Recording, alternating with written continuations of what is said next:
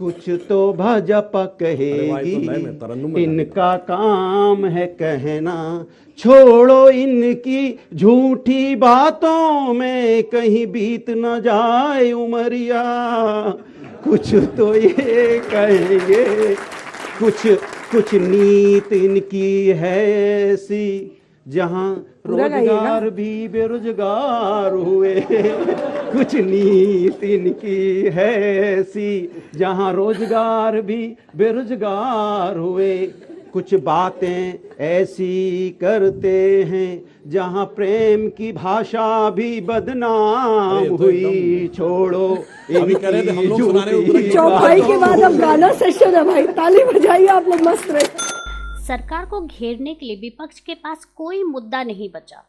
इसी तरह के अनुराग भदौरिया की उलूल जुलूल बातें सुनिए, जिसमें सुधांशु त्रिवेदी को घेरने के लिए अजीब अजीब हरकतें करते हैं। ये मेरा देश का मामला है। देश जो है किसी व्यक्ति से, किसी दल से बहुत ऊंचा है। देश सबसे पहले, उसके बाद आपका दल आएगा किसी का या कोई व्यक्ति आएगा। इनकी जिम्मेदारी बनती थी, सरकार इनकी थी, उसके एम्बेसडर को बुलाते, जर्मन के एम्बेसडर को, जर्मनी के वाले को पूछते कि तुम्हारी हिम्मत कैसे हुई ये बात करने की। वो नहीं बोल पा रहे, भटका रहे हैं। ये सत्ता में ये है, जिम्मेदारी इनकी है। ये सवाल मुझसे पूछते हैं, शर्म भी नहीं आती है। सत्ता में कौन है जरा बताइए? सवाल हमसे पूछ रहे हैं, जवाब इनको करना चाहिए। तो एम्बेसी को बुला के बोलना चाहिए हिंदुस्तान है, और हिंदुस्तान के बारे में बात करने की आपकी हिम्मत कैसे हुई? तब लाल आंखें करके आपको पूछना चाहिए था, जो आप नहीं पूछ पाए। इतना मंत्र पढ़ रहे थे यहाँ पे, लेकिन जर्मनी में पढ़ देते थोड़ा। दूसरा सुनिए, इनकी डबल मानसिकता देखिए। एक बार कहेंगे जब हिंदुस्तान में सैफई का विकास हुआ गांव का, तब रोज हमसे बोलते थे सीधे जर्मनी से सैफई आ गए। एक मिनट, गांव की बात हो रही है, तब पता क्या थे? सैफई में क्या हुआ बताओ, सैफई में क्या हुआ बताओ। आप कह रहे हो जब कोई विदेश की बात करेगा, तब विदेश से जब इनको रेटिंग मिलती है ना, बीजेपी को रेटिंग में नंबर 1 है। बीजेपी को तो रेटिंग नहीं, सुन लीजिए एक बार, इंडिया मिलती है आपके यहाँ, तब ये चिल्ला चिल्ला के बोलते हैं देखिए विदेशी रेटिंग ने हमें नंबर 1 दिया है, हमें नंबर 1 दिया है। आज ये क्यों है? आप जब तब तो आपको दिक्कत नहीं होती है, तब भी आपको यही बोलना चाहिए कि इंडियन रेटिंग हमें चाहिए, विदेशी रेटिंग नहीं चाहिए। तब आप क्यों इतना हल्ला मचाते हो? विदेशी रेटिंग पे आप बहुत खुश हो जाते हैं। उनको झूठे और जुमलेबाजी बातों में मत भटकाइए। आप ये बताइए कि देश की जीडीपी क्या है अभी? देश की जीडीपी तो इस समय सबसे आगे है भाई साहब। कितनी? देश की जीडीपी इस समय $3 ट्रिलियन के आसपास है। और इन्फ्लेशन कितना है? इन्फ्लेशन है 5.9। सोचिए, जिस देश में महंगाई ज्यादा हो, बताइए तो बताइए कैसे जिएगा आदमी? बताइए आप, सोचिए, जीडीपी यहाँ पे कम, हमारी महंगाई ज्यादा, हम कैसे जिएंगे बताइए? बताइए सुधांशु जी, जवाब दीजिए। ये है इनका जवाब सुनिए। प्रश्न ये किया, जीडीपी है $3 ट्रिलियन और महंगाई 5.7%। ये कैसे इन्होंने कह लिया कि जीडीपी और महंगाई कम ज्यादा?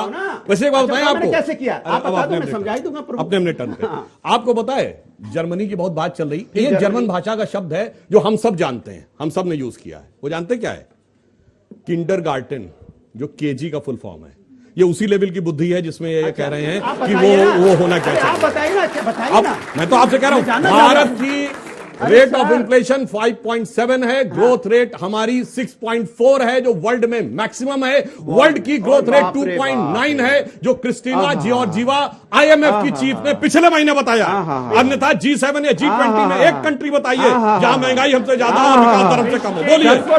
बोलिए। पीरियोडिक लेबर सर्वे में, हवा में नहीं बोल रहा, उसके अनुसार भारत की बेरोजगारी दर 4.1% पे आ गई, 2018 के बाद सबसे कम है। यानी अब हम कोविड के बाद निकलने की स्थिति में आ गए। और आपके बैन से पहले इन्होंने इतने चौपाइयां सुनाई, उन्होंने गाना सुनाया। तो बस सारे गाने की सार एक है जो आपको ध्यान रखना चाहिए। एक साथ नहीं मिस्टर भदौरिया, प्लीज आप रुक जाओ, मैं आपसे जवाब लूंगा। इनके लिए खासकर है, वो पुराना एक गाने की गीत थी, बुरे काम का बुरा नतीजा, क्यों भाई चाचा हाँ भतीजा, चाचा भतीजा वाली पार्टी के लिए। बोलो, देखिए मजेदार बात देखिए, फिर आप देखिए, ये खामखा वाले बीच में एक बार चुप रहिए, एक बार सुन लीजिए। ये है जो आपकी आदत है सत्ता की, ये जो नशा है ना, किसी को खामा बोल देना। सुनिए, ये किसी को खामा, मैं एक वोटर हूँ, एक वोट देता हूँ, क्या बात करते हो आप? खामा, ये खामा खाओगे? अगर MP MLA नहीं है खामा खाओगे? MLA MP नहीं खामा खाओगे? इधर है और वोटर का आप नहीं कर सकते आप। वोटर का कांग्रेस नहीं कर सकते आप। अब बोलने दीजिए मुझे। अब बोलिए। देखिए, इनसे सवाल पूछा गया, जब विपक्ष में थे, तब भी ये हल्ला मचा के पार्लियामेंट नहीं चलने देते थे। यही भारतीय जनता पार्टी, इनको याद होगा। आज तब ये बोलते थे कि लोकतंत्र खतरे में, क्योंकि हल्ला मचाते थे, एक एक महीना पार्लियामेंट नहीं चली है। आज ये सत्ता में है, इनकी जिम्मेदारी बनती है पार्लियामेंट चलाना, इनकी जिम्मेदारी बनती है विपक्ष के साथ बैठ के बात करना। अगर विपक्ष नाखुश है तो उसको मनाइए, उससे बात कीजिए, सहमति बनाइए, पार्लियामेंट चलाइए, क्योंकि आपने, जनता ने आपको वोट दिया है। जनता इंतजार करती है कि आएगा आदमी, ये आएंगे पार्लियामेंट में, क्योंकि पार्लियामेंट में सभी जगह से लोकसभा के सदस्य चुन के जाते हैं, और लोकसभा के सदस्य जिस लोकसभा से चुन के जाते हैं वो अपनी अपनी समस्या रखेंगे, अपनी गांव की रखेंगे, अपने कस्बे की रखेंगे। आपने वो प्लेटफॉर्म उनसे छीन लिया, क्यों? क्योंकि आप चाहते हैं कि पार्लियामेंट के अंदर में बहस हो, महंगाई, बेरोजगारी, महिला, किसान पे बहस हो। ये मनाते कैसे कि मतलब रूठना मनाना क्या है? ये तो ऐसे मनाने वाले हैं ना, ऐसे वाले। और कहें कि आप मनाए कैसे, मतलब बता रहा हूं कैसे, कट्टा वट्टा सुन लीजिए, कट्टा नहीं, सुनिए, मजाक मत कीजिए आप। लोकतंत्र साथ कट्टाबाजी बात मत, ये है इनकी मानसिकता, कट्टा, सोचिए, कट्टा इनकी मानसिकता कैसे, बताइए ना। मैं बता रहा हूं भाई, विपक्ष कह रहा है जेपीसी करा दो, भाई जेपीसी करा दो, आपके मन में चोर नहीं है, आप बोलो कोई बात नहीं जेपीसी कर देते हैं, बात खत्म हो गई। अब उसमें क्यों जेपीसी से, एक मिनट रुकिए ना, फिर जेपीसी में दिक्कत क्या, करा दीजिए, विपक्ष यही तो मांग रहा है। विपक्ष यही तो कह रहा था किसान बिल आपने जो बनाया है, किसान बिल ठीक नहीं है, वापस लो। आज 100 से ज्यादा किसानों की मौतें हो गई, एक साल किसान धरने पे बैठा रहा, जो विधवा हो गई होगी, सोचो उस बीवी पे क्या गुजरती होगी जो किसान मर चुका है, उस बेटे पे क्या गुजरती होगी जिसका बाप चला गया। एक साल बाद आपने वही किसान बिल वापस लिया आपने, मानव विपक्ष की बात की, किसान बिल गलत था, जिम्मेदारी किसकी है? ये अपनी जिम्मेदारी से भाग रहे हैं, ये गलत है। देखो आप लोग नौजवान लोग, ये सिर्फ बहकाते हैं और लास्ट में ये देखते रहते हैं कहां ताली बजने का लास्ट में आएगा, तो राष्ट्र की बात ले रही है। मैं बीजेपी की तरह नहीं हूं।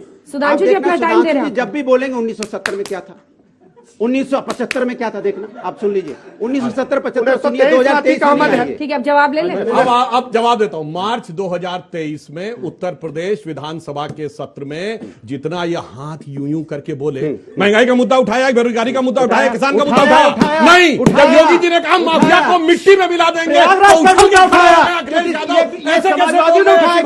गोली चल रही है, क्यों? अनुराग जी प्लीज आपके बीच में प्लीज, इसीलिए मैंने कहा ये गलत है, आपको बोलने दिया स्टाइल में बहस मत करिए। आप मेरे प्लीज बोल रहे थे, मैं थोड़ा परेशान हो गए। देखिए परेशान, इनका नेता केवल तब उछल के सामने आए जब योगी जी ने कहा माफियाओं को मिट्टी में मिला देंगे, तो कहते हैं ये भाषा कैसे बोल रहे हैं। अन्यथा बताइए कोई बताइए, उत्तर प्रदेश विधानसभा में मार्च 2023 में कौन सा प्रपोजल लाए? बोलिए, कुछ नहीं लाए, यहाँ आके भाषण देना, ये होती है हकीकत। और एक और बात, इन्होंने कहा 100 किसानों की मृत्यु हुई, ये कहते हैं 700 किसानों की मृत्यु हुई। अच्छा बताओ हुई कितने की? आप बता दीजिए, चलिए आप सरकार में, आप सरकार में, आप डाटा दीजिए, बोलिए, आप डाटा दीजिए, आपने 100 कैसे? हाँ मैं बता रहा हूँ, अब बोलते हैं, अरे बोलने दो मेरे भाई बोलने दो, अरे मेरे भाई बोलने तो दीजिए। सुनिए, आए थे पंजाब से, डेथ हुई दिल्ली में, ना दिल्ली में हमारी सरकार ना पंजाब में। बोलिए आपको 100 कहां पता चला? आपको किसान हमारे हिंदुस्तानी थे। कांग्रेस नेता राहुल गांधी और उनकी बहन प्रियंका गांधी आज सूरत पहुंच गए हैं। यहां से वह सूरत कोर्ट जाएंगे, जहां वह मानहानि मामले में सुनवाई की गई 2 साल की सजा के खिलाफ अपील दायर करेंगे। सूरत की एक अदालत ने 23 मार्च को 2019 को मोदी सरनेम पर टिप्पणी मामले में उन्हें दोषी मानते हुए राहुल गांधी को 2 साल की सजा सुनाई थी। अदालत के फैसले के बाद 24 मार्च को उनकी संसद सदस्यता भी रद्द कर दी गई थी और सांसद के रूप में आवंटित सरकारी बंगले को भी वापस लेने के लिए उन्हें नोटिस दे दिया गया था। राहुल गांधी आज दोपहर 2 बजे सूरत पहुंचेंगे। इसके बाद वह अदालत में पेश होकर मानहानि मामले में दोषी साबित होने के फैसले पर रोक लगाने की मांग करेंगे। यदि फैसला उनके पक्ष में आता है तो फिर उनकी संसद सदस्यता बहाल हो सकेगी। कांग्रेस नेता राहुल गांधी के मानहानि के मामले में मजिस्ट्रेट कोर्ट के आदेश के खिलाफ उनके द्वारा अपील करने के लिए सूरत जाने पर केंद्रीय मंत्री किरण रिजिजू ने कहा कि जब आपका ट्रायल चल रहा था तब आपने क्यों नहीं किया। आप अब न्यायालय को डराने के लिए ये जो नाटक कर रहे हैं, मैं इसका खंडन करता हूँ। कोर्ट ने जब आपको दोषी करार दे दिया तो इसके बाद आप यह ड्रामा कर रहे हैं। ये आप कोर्ट पे दबाव बनाने के लिए कर रहे हैं। कांग्रेस पार्टी पूरे के पूरे परिवार को देश के ऊपर मानती है। इस पर कांग्रेस अध्यक्ष मल्लिकार्जुन खड़गे ने कहा कि हम कोर्ट के निर्णय पर बहस नहीं करेंगे, लेकिन अन्याय के खिलाफ लड़ेंगे।